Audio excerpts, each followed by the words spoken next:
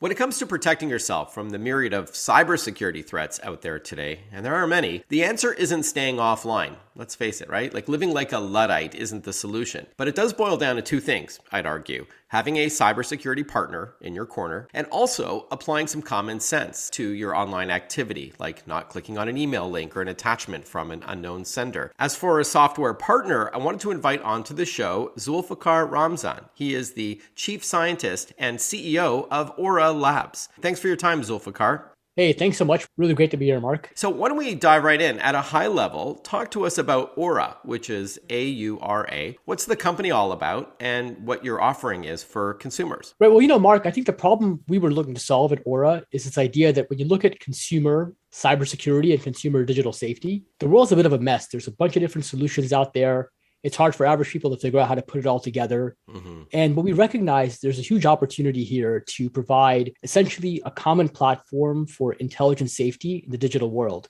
So we've got a suite of technologies that come together and offer our customers the ability to really navigate the digital train with some level of safety and provide a lot of the capabilities for them to do that. I get it. Yeah, some people will buy like a cybersecurity software, like anti-malware, which is of course short for malicious software, like virus protection. Some will then purchase a VPN, a virtual private network, to browse the web anonymously. Some may buy a password manager to manage all their passwords. And then there's like fraud prevention. Like there's lots of different tools. So you have a more holistic approach. Absolutely. I think all the above that you mentioned. And you were previously chief technical officer at an enterprise security giant, RSA, for many years. What did you learn about the evolution of cybersecurity while you were there? And what kind of projects did you work on? Well, yeah, that's a great question. RSA is definitely, one of the most iconic brands in the enterprise space when it comes to cybersecurity. So I think I took away a few key lessons. So number one, I think people think of cybersecurity as a monolith, but it's very much a mosaic. It's full of nuances and subtleties.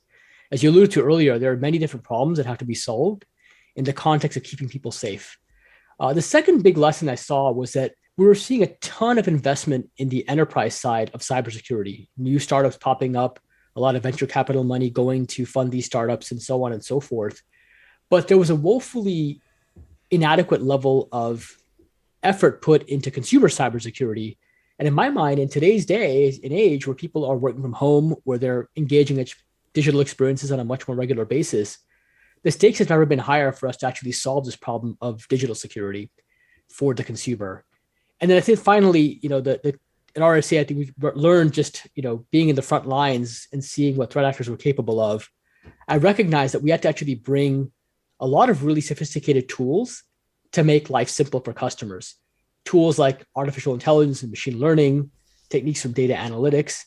And I think by putting them all together, we can achieve what you talked about earlier in the intro, which is this idea of having somebody in your corner, your digital Sherpa, if you will, to help guide you and help you navigate the digital landscape. And for us, it's really critical to be able to provide that level of personalized and proactive and predictive capability to customers, but not just enterprise customers, but to do it for the entire world. Right. So you pivoted, you shifted from enterprise grade protection to more of a consumer facing one. Digital security, as you hinted at, the pandemic, things got even more complicated with so many people working from home or schooling from home, putting your data even perhaps at greater risk. So was this a natural progression for you? And what was it that made you want to embrace the consumer protection instead of enterprise? Well, I actually started my career focusing on the consumer world.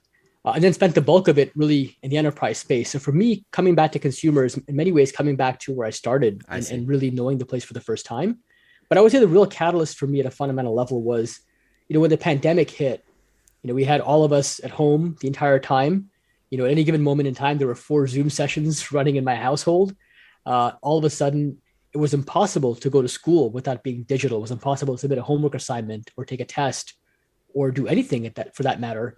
We began to use services that we hadn't used in the past, things like Instacart for grocery shopping and other hub services like that. And I recognized that, we had this important issue, which is that as more and more people went online, digital risk grew exponentially. And when you combine that with other trends, like, for example, the explosion of IoT devices, we did some research recently, as you may know, Aura just acquired a company called Circle a couple of months ago, and Circle has been in the kind of parental controls and family protection space. And when we looked at their data, it turns out among their customer base, the average customer has nearly 50 internet connected devices in their home. Wow. And that sounds like an unbelievable number, but take a step back and think about your laptops and your desktops and your mobile phones and your iPads. And then you have smart speakers and smart doorbells and all sorts of smart appliances and smart lights. And when you add all that together, it's not surprising that you get to about 50 or so devices that are internet connected. And we spend so much time and effort thinking about our physical security. We'll put these amazing locks on our front doors. And yet in our digital dwellings, every day, there are 50 plus digital backdoors that can be used by nefarious threat actors to get in.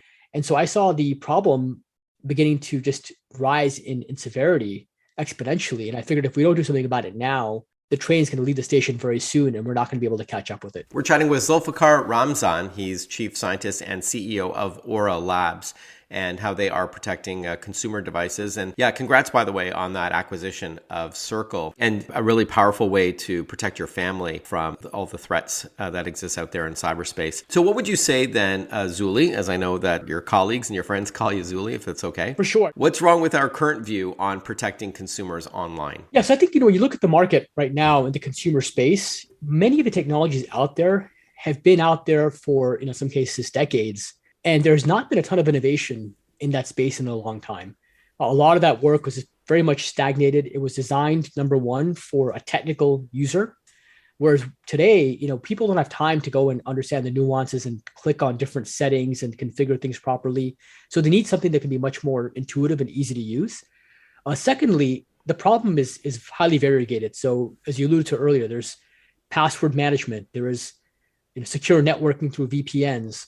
There's a need for privacy controls. There's a need for identity theft protection, a need for transaction monitoring, a need for endpoint protection. When you kind of put that all together, for the average consumer, you can tell them to go buy these 15 or 20 different products, or tell them to come buy one Aura. And that's our idea, which is, can we provide that sort of halo of security around your entire digital life that becomes more of a one-stop shop, so really simplifying that process. And those were, I'd say, the two critical pillars for us is, number one, can we make a product that's easy to use? And number two, can it cover the breadth of use cases so you can actually naturally get to where you want to go? And just to be clear, Aura is a software package. I know that you acquired Circle, which does have a hardware component.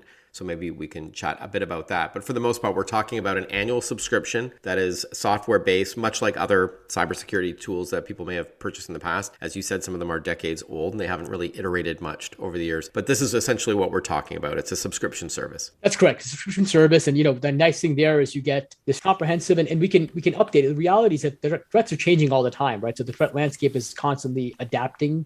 Threat actors are morphing their techniques. And it's incumbent upon us as a security and digital safety vendor to figure out how we can morph alongside, how we can kind of co-evolve and continue to provide you with the latest and greatest protections.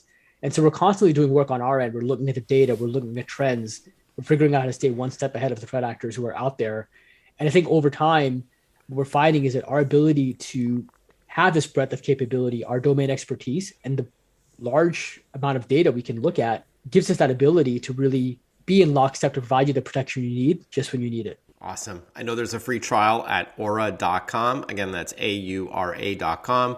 Individual plans start at $10 a month and goes up from there after 2 weeks for free. And then there's family plans up to 10 people. So lots of options, lots of great material as well to read at aura.com. Zulfikar Ramzan, great chatting with you. Thank you so much for your time and your insight. Thanks again, Zuli. Hey, thanks so much, Mark. Really a pleasure to be here. I really appreciate the opportunity.